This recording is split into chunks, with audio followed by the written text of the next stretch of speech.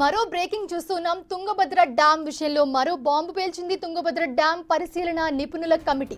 Tungabhadra dam 22వ gate దిగువన భారీ గొయ్యి ఏర్పడిందని సంచలన విషయాన్ని చెప్పింది.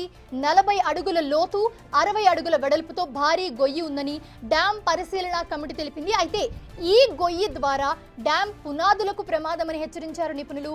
డ్యాం లెఫ్ట్ బ్యాంక్ వైపు చూస్తే గనక పార్క్ లో బోటింగ్ కోసం సరస్సు ఏర్పాటు చేశారు. అయితే ఈ సరస్సులోకి నీటి కోసం ఏర్పాటు చేసిన తూముల నుంచి లీకేజ్ అయ్యి భారీ గొయ్యి ఏర్పడినట్లుగా కమిటీ అంచనా వేస్తోంది ప్రస్తుతం. దీనిపై నేషనల్ డ్యామ్ సేఫ్టీ అథారిటీకి నేడు తుంగభద్ర డ్యాం నిపుణుల కమిటీ నివేదిక అందించనుంది.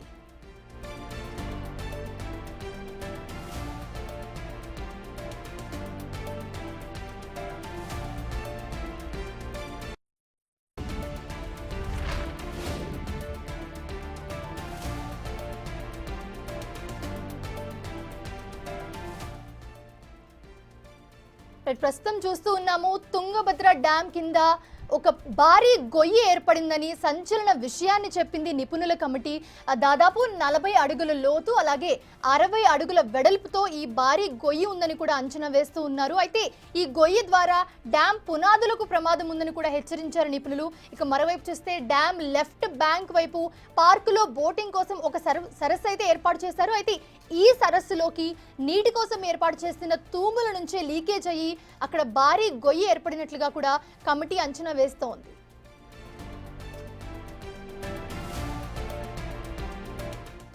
ఇదే అంశానికి సంబంధించి మరిన్ని అప్డేట్స్ అందించడానికి మా ప్రతినిధి శివ అందుబాటులో ఉన్నారు. శివ, ప్రస్తుతం చూస్తున్నాము తుంగభద్ర డ్యాం కింద ఒక భారీ గొయ్యి ఉంది అని అయితే నిపుణులు చెప్తూ ఉన్నారు. దీనివల్ల ఎలాంటి ప్రమాదం పొంచి ఉంది? అప్డేట్స్ ఏంటి?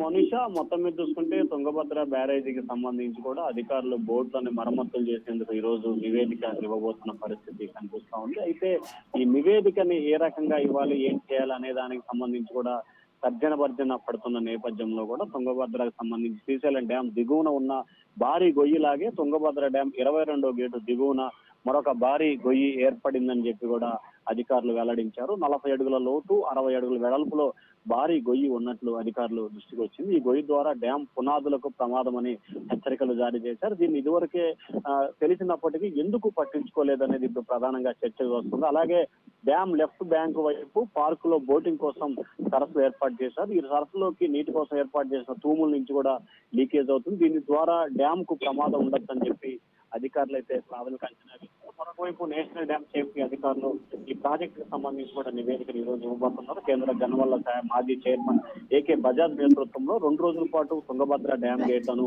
ఈ టీం పరిశీలించింది. Monisha, right. Thanks for the update Shiva.